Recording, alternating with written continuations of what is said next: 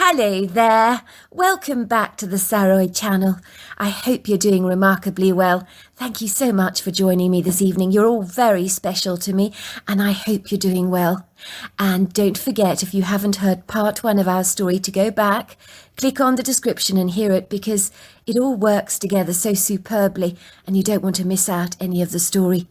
So before we continue with part 2 of the story, don't forget to go and get yourself that perfect drink, whether it's something warm and comforting or lovely and effervescent and sparkling. And let's continue with tonight's story. Intrigued, Laurie studies the curiously large footprint, retrieving his cell phone from his jacket pocket to take a photograph, putting his foot against the print to reveal how large it actually is in comparison to his own foot. "This is humongous," he says. Really big. I mean, who has feet this size?" "What do you think it is?" he asks his sister. "Do you think it might be a Bigfoot?" he says, looking at her with an animated expression on his face, secretly marvelling at the possibility that maybe a Bigfoot had walked down their country road. It was an exciting thought, even if a bit far-fetched, but still, you could dream, couldn't you? His sister laughs, a pretty light musical laugh. "Of course not, silly. It must be a bear of some kind. Daddy says that Bigfoots aren't real." All of a sudden, she grows very still. "You hear that?" Laurie nods. "What is it?" he says, looking at his sister, as if she might suddenly know the answer. "I'm not sure, but I heard it earlier on when we were walking. I notice it stops when we stop and walks when we walk. I think something might be following us. I think we're being stalked. I know it's coming from the trees over there. I can hear something snapping and crunching, leaf litter under its feet. Whatever it is, it's very big." Suddenly the two children become solemnly silent. Their former ebullience and casual conversation has wilted away, having been ruthlessly confiscated from them by an unsettling, bodeful feeling that sends electrical tingles of a sharp uncertainty and a heightened sense of foreboding down their spines, while a zillion hairs on the back of their necks stand up on edge. Both children discreetly glance over their shoulders and scrutinize the large gathering of towering trees that congregate on both sides of the road. Their shadowy silhouettes under a hazy blue sky seem ambiguously indefinite, but there is something inauspicious about the energy the trees seem to exude, and both kids instinctively sense that they might be in danger, for they know without a shadow of a doubt that something that they cannot see is watching them, and whatever it is, they get the distinct impression that it's very, very big. "I know something is following us," whispers Esther, her eyes round with fear. "We need to walk back to the farmhouse as quickly as we can, but we mustn't look like we know we're being followed. We must act nonchalant." "I agree," says Laurie. "That's what Daddy would tell us to do." He says this trying to keep a calm, stoic, confident expression on his little face. He doesn't want his sister to think he's a wuss, but he can feel an unfathomable fear rising up in his chest and taste the bitter gall spilling in the back of his throat, while the pitter-patter of his little heartbeat begins to drum violently in his ears, and it's so loud he's quite sure that Esther will be able to hear it. How he'd like to run as fast as his legs could carry him, but his father had warned them that running from a predator was asking for trouble. Their beloved cat at home, Mr. Sellers, was a prime example of this poignant point.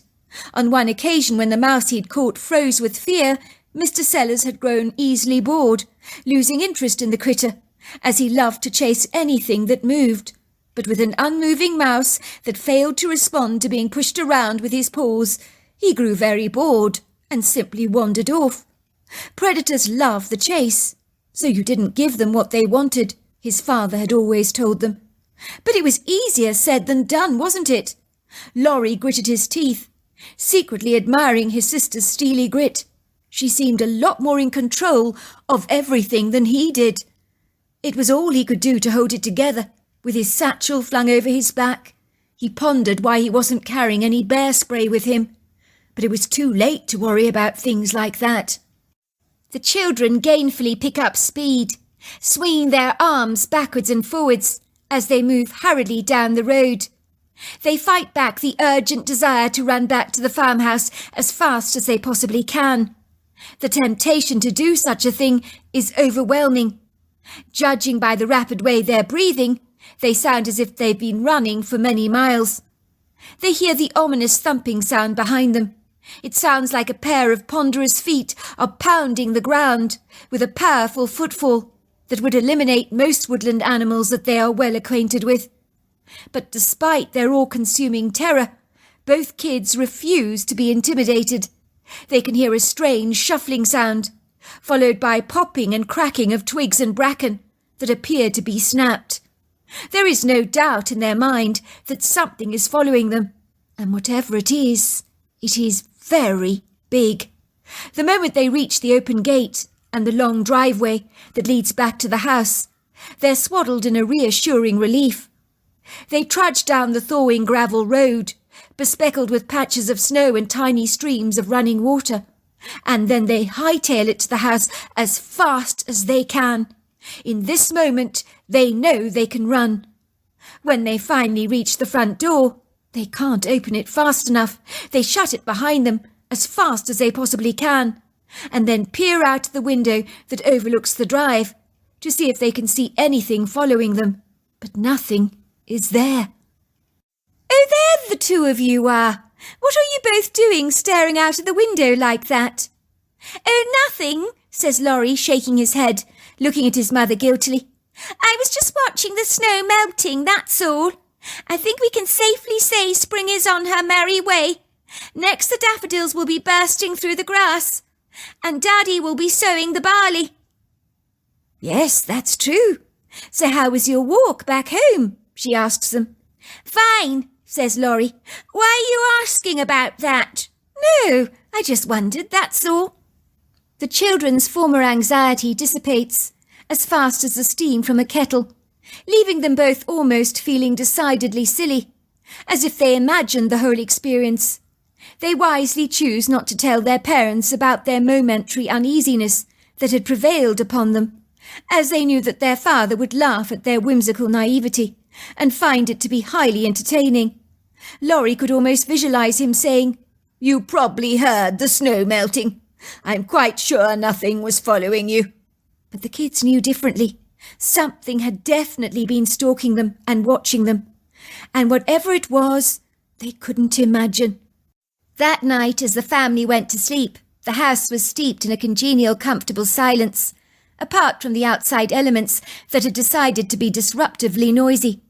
The nighttime temperature had dropped significantly, as an icy cold Arctic wind was now blasting against the countryside, and the rafters of the old farmhouse began to precariously rattle, groan and wobble under its vigorous assault. But the family barely notices at all, as the household drifts into a deep, peaceful slumber, their minds a billion miles away from the panelling wind outside their cosy confinement. Mr. Sellers, the cat, is lying luxuriously spread out on the bed, his long silky paws outstretched next to Laurie. He's always been very attached to the young boy, while the large black and white lackadaisical sheepdog Walrus sleeps on the thick pile cream carpet at the foot of his master's marital bed. As for years he shadowed Howard all over the farm, although with the cold weather and a touch of arthritis in his left leg, he's not inclined to run around like he used to in the good old days. But it serves him well to keep a beady eye on the farmer and guard over him during the night. Nancy's account. I wake up in the middle of the night to take a much-needed trip to the bathroom to relieve myself. Walrus stirs, his head lifting up from the pile carpet, his dark eyes peeled on me, as I make my way to the bathroom. I don't have the strongest bladder these days, especially after I gave birth all those years ago. My bladder is stinging with fullness and needs to be emptied. In my semi-sleepy state, I trudge towards the bathroom, as in the throes of sleep, needing to get up to answer a call of nature can be an inconvenient annoyance at the best of times. I shiver as I climb out of bed, sinking my feet gratefully into my warm sheepskin slippers, and plunging my arms into my warm tartan dressing gown, which I tie around my middle in a loose knot. There's a biting, rather numbing nip in the air, as the icy fingers of winter are blowing frosty kisses against my face. I can hear a noisy, cantankerous wind beating against the old farmhouse. Everything rattles and shakes. Then I'm certain, beyond the sound of the thrashing wind, I can hear the gravel outside being pounded by a pair of ponderous feet. This has got nothing to do with the wind. What the hell, I think. Something is out there. I move cautiously over to my bedroom window and surreptitiously pull back the curtain to peek outside at the front yard that faces the gravel driveway. It's a dark, foreboding, almost sinister night, where a pearly luminescent moon has lost its sparkle as it's being clandestinely shrouded with a sweeping cloud cover, as everything seems to have been hungrily swallowed up by the velvety cloak that the twilight is wearing. I can only make out the dense impressions and obscure outlines and silhouettes of the trees. I see their boughs whooshing around energetically in a spirited wind. I can observe the solid contours and symmetrical shapes of the farm buildings that seem to groan, grumble and quiver as the wind beats angrily against their fixed, unyielding foundations. Suddenly I see a dark, ambiguous, shadowy form moving stealthily down the gravel driveway. It's so obscure, so cloaked by the veil of darkness, that I cannot make it out at all. But whatever it is, it seems to be studying our house inquisitively, through reflectant, rather yellow eyes. Could this be the thing that had been throwing mud at my car on the way home this morning from my shopping spree? Was it a bear? I couldn't be sure about that. It looked to be bigger than a bear. I'm surprised by my serene calmness and composure as I observe this strange idiosyncratic creature. I do not wake up my husband or even consider waking him up, as his soft, shallow snores assure me that he's lost in the throes of a very deep, peaceful sleep. I can take care of this myself. I'll scare the thing away by firing off some gunshots after it. That'll do the trick. I find my tiredness ebbs away as I hurriedly dash down the sweeping staircase and head towards the rifle cabinet, which I open and close with a hidden key. I remove a rifle and cautiously sneak into the kitchen, taking care not to switch any lights on, to draw any attention to myself. I want to take this thing by surprise, catch it off guard, give it a big fright, so it never comes anywhere near our property again and leaves us well alone. I discreetly open the kitchen door, closing it very gently behind me with a tiny little click. I leave it unlocked and cautiously navigate my way along the side walls of the kitchen until I reach the gravel driveway. The annoying wind is beating against me with its fearsome gusts, but the next thing I know, my rifle is loosened from my hand and falls to the ground, and I feel myself being lifted up into the air and thrown over this enormous creature's back. I try to scream, but nothing comes out of my throat. When I need to scream, I simply can't. My throat muscles seem to freeze up, and I'm easily 8 foot off the ground and being held down by this powerful hand. I can't see anything, only that whatever is carrying me is covered in long, dark, flowing hair. The creature smells of earth and sweat and runs with me like the wind. His gait is smooth, his running agile and graceful, his fast movements seamless. I try to fight back, but my oscillating arms are no match against a creature like this. I don't know what it is, but I do know it's not a bear. It can't be. I can feel the rise and fall of his chest as he breathes. His body is very warm, even though the night is bitter with a biting chill that pierces through my dressing gown. It might be April, but a night with cold temperatures like this, well, the winter hasn't completely loosened its grip. Howard's account. I wake up at 6 o'clock in the morning to find my wife is not in bed. Her side of the bed is ice cold, as if she hasn't been in bed for a rather long time. But I'm not worried. She could be downstairs making coffee.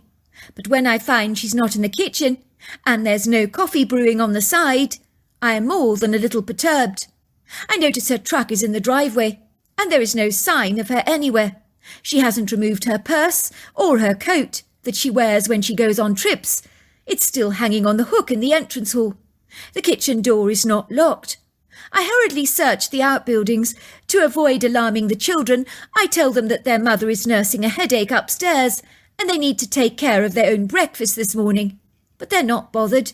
They're very efficient children and help themselves to cereal and orange juice, and I watch them leaving our property to catch the school bus. I notice they seem a little apprehensive as they leave, but they can't possibly know their mother is missing, can they?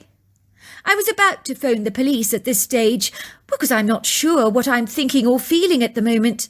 I'm refusing to believe anything untoward has actually happened to my wife. There has to be a plausible, rational explanation for her sudden disappearance. But if there is, I can't actually find one. It's most unlike my wife to vanish like this, but then where could she have got to? I'm trying to function on autopilot, refusing to allow that ominous heavy feeling that's welling up inside me to take central stage of all my focus. Right now, all that matters is finding my wife, rather than persuading a pointless, unhelpful sequence of what-ifs to indulge my thoughts, like a scavenging brood of carpenter ants that would eat me alive for breakfast if given half the chance.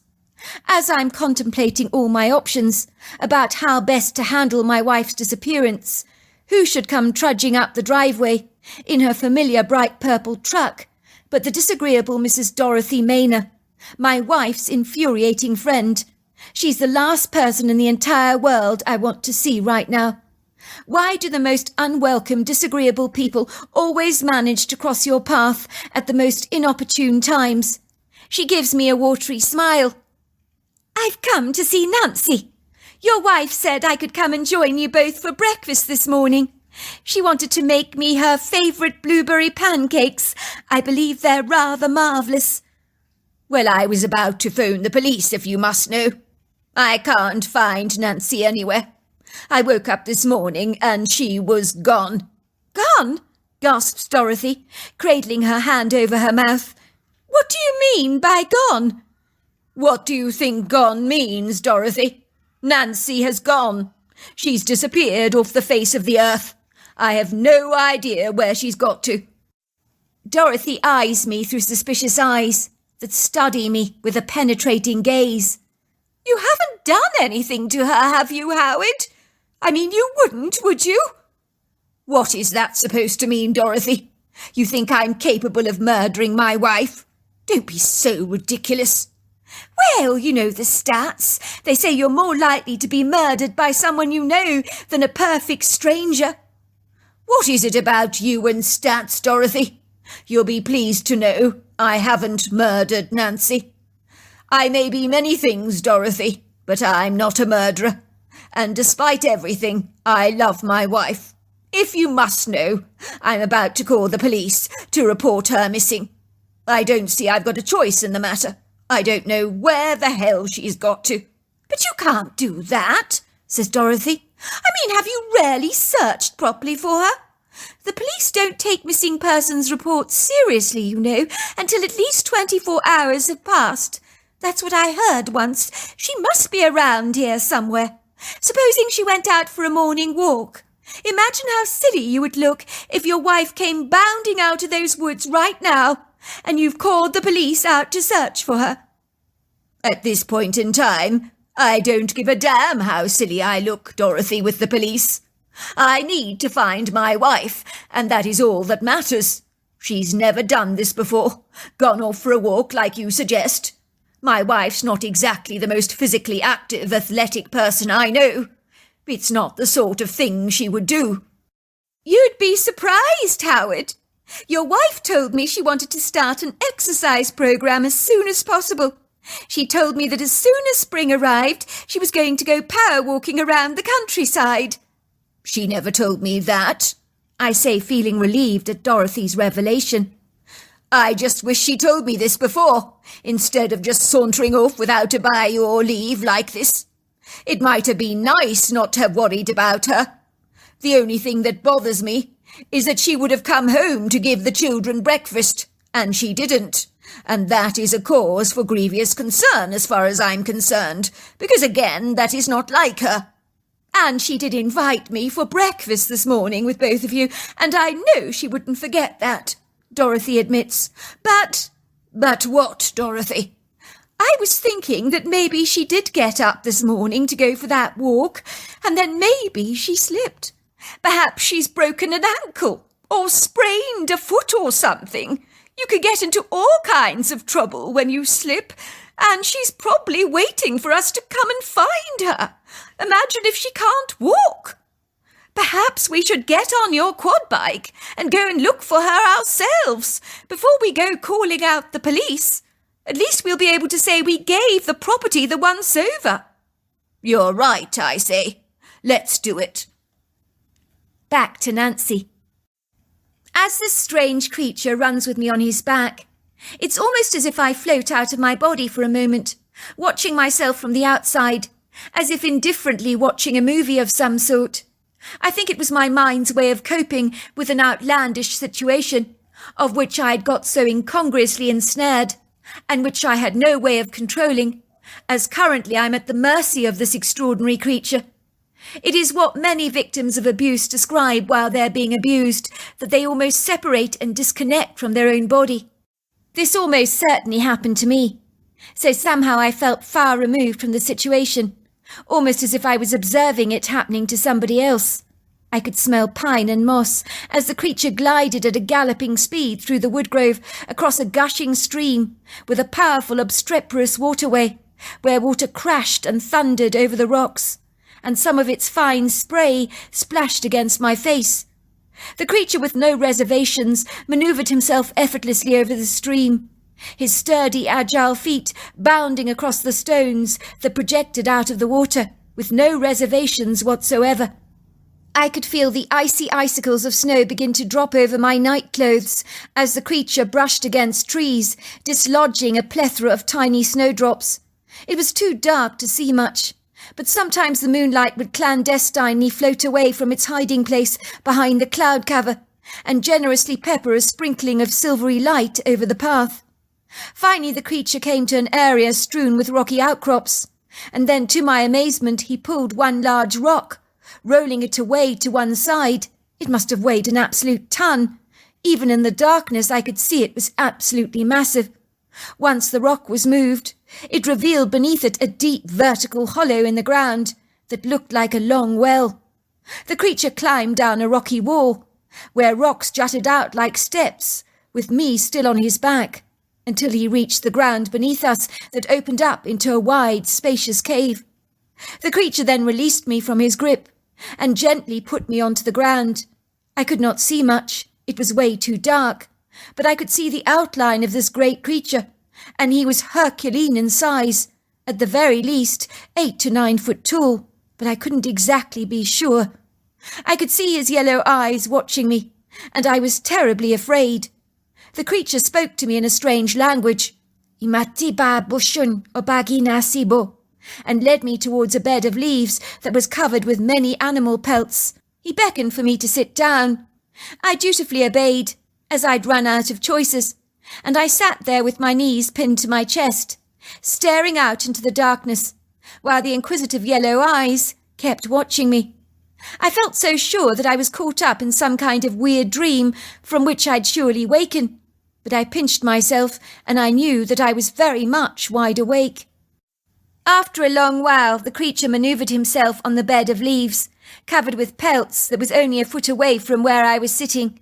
Then he lay down into a fetal position and drifted into a deep sleep.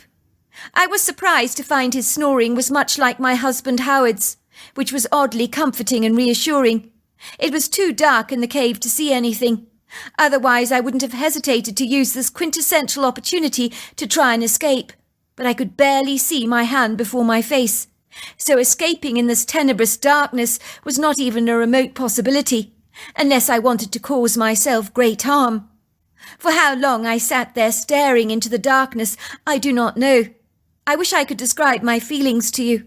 The only fitting word would be benumbed, almost anaesthetized. I think when something shocking like this happens to you, it's so out of the realms of your comprehension, Your mind relinquishes your emotional sensitivities as a means of helping your survival mechanisms kick in. I found my fear had floated away like a balloon on the wind, and my primary focus needed to be on working out a strategic plan to get out of here alive and safely, although I didn't get the sense that my kidnapper actually wanted to eat me. I mean, the creature had spoken to me in a strange dialect which displayed a certain amount of intelligence. I don't know how in a situation like this, dappled with so much uncertainty, that I did manage to drift off to sleep. Perhaps my body knew that it needed some rest. In the first light of the new morning, I woke up to see a generous sunlight sneakily slipping through the cracks in the hole above my head.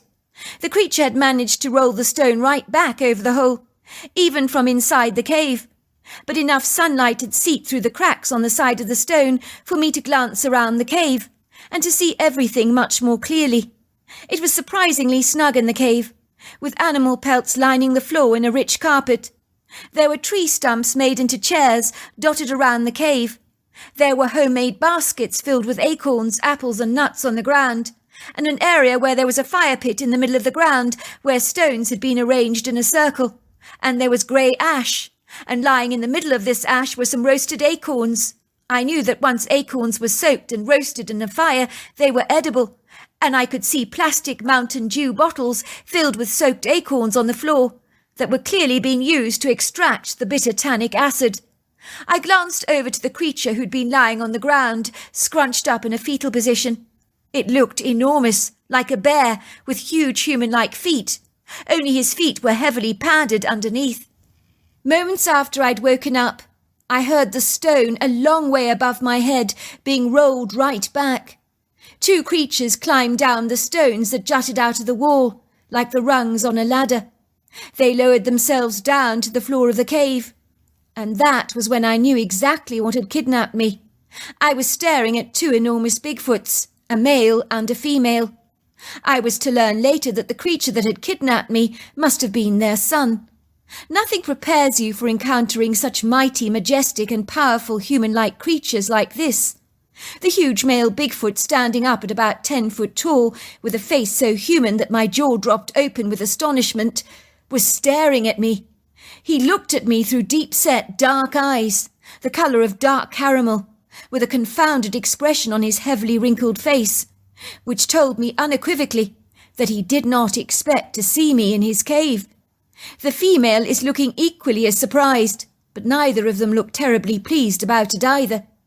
It's almost like I'm an imposter who has intruded impertinently on their private space, and I think that my fortuitous presence came as a somewhat uncompelling shock, a little like the look you might give your cat when you observe the unmentionable item that he's dragged into the house for you.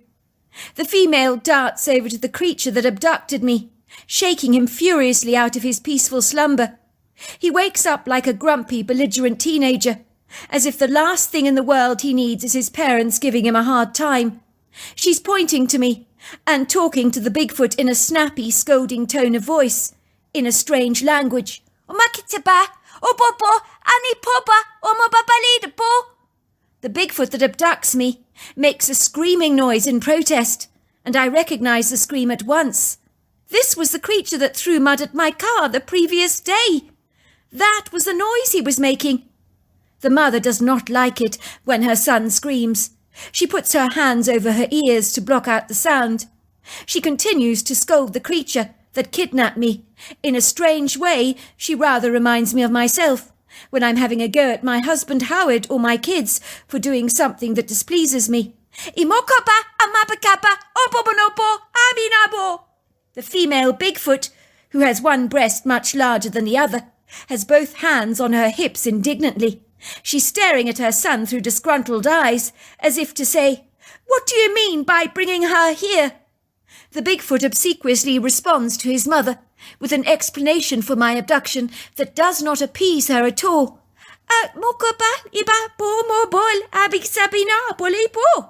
She rolls her eyes at the back of her head like a human, as if to say, "Why doesn't your behaviour surprise me at all?"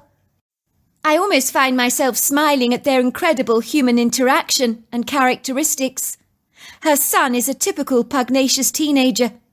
He's as tall as his mother, but he's got some filling out to do, I notice. Soon the mother Bigfoot and the father are caught up in a conversation, talking to each other backwards and forwards for a very long time, and occasionally glancing over at me. Imata pushapatina toba anasapina. Oma, inaba, inabosabona aninamo. I know that I am being discussed in great detail. I stand up and address the Bigfoot male and female together. They are silent as they both look at me. I know you're discussing me, but I would very much like it if you take me back to my home. I need to get back to my family. My husband and children will be worrying about me. Both the male and female Bigfoot are looking at me intently, and I suddenly realized to my astonishment that they understood every word I said. How is that even possible? The female looks at me apologetically, pointing directly at her son. I'm sorry, I hear the words in my head. My son brings everything in that he thinks is nice from outdoors. I think he wanted to keep you. He liked the look of you. Ever since he was little, he's been fascinated by your kind.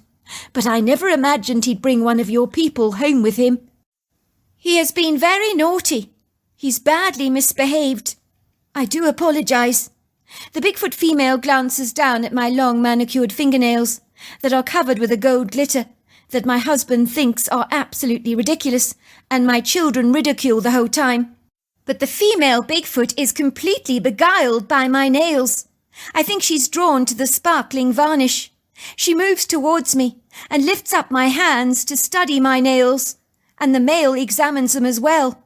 Their eyes are filled with awe and admiration. I find they're talking to each other about my nails, and have almost forgotten about their former annoyance. Humotip, hamasani sola ba inato. Amina ina piro san ina ni. Finally, the large Bigfoot says, "We like your nail jewellery. We're very sorry for our son's behaviour. We'll get you back home, but we're going to cover your eyes. We don't want you to remember where we live." I couldn't understand how the Bigfoots could talk to me, but I knew it was some kind of telepathic exchange. I could see that the teenage Bigfoot that had abducted me was hanging his head in shame. He looked exceedingly bashful. He got up from his seated position and reached out to pat me on the back and said something which I think was his way of apologizing. "Omatina sabuna." I heard the word in my head. They said I must have scared you. I'm sorry. I took you 'cause you're pretty. I've been watching you for a while, but I'm not supposed to bring you home with me.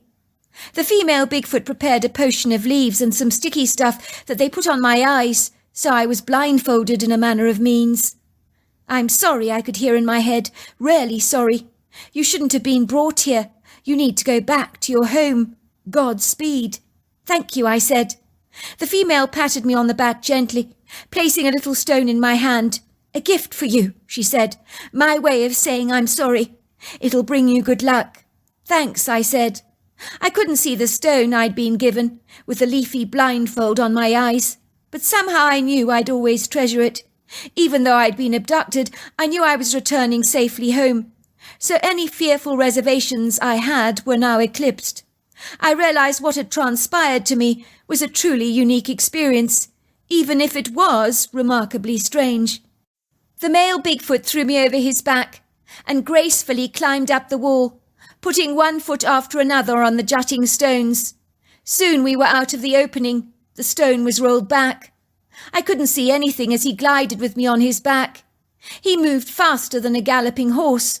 He ran with me so smoothly, with such an incredible agility. I didn't feel any wobble, but the ground did thunder under his heavy feet. I knew we had come to a stream when I heard the water crashing against the rocks. I was no longer feeling afraid and was beginning to enjoy the ride. I felt safe and secure on the Bigfoot's back, and contrary to reports that say the creatures stink, I did not find this to be the case. The Bigfoot smelt of wood ash, pine and forest moss, mingled with a soft sweaty smell that was not unpleasant. It was actually rather nice. I knew we were in the wood grove when I felt the water from the melting snow trickling onto my face, and I could hear the needled boughs of the trees being whisked in a feisty breeze. The forest smelt magnificent, and the sound of the birds' song was bright and cheery. The Bigfoot put me on the ground and then peeled back the leaves from my eyes and removed the rest with some of his spittle. He spoke to me again, and the words that came into my head were, "Do you know where you are?" I nodded. I was in the woodgrove on our property. I was very close to home. The male Bigfoot nodded. He seemed satisfied. He patted me on the back. "Omotamasi abolono." "Godspeed," he said, and glided away. Moments later, I could hear my husband's quad bike. And who should I see but my husband sitting next to Dorothy Maynor?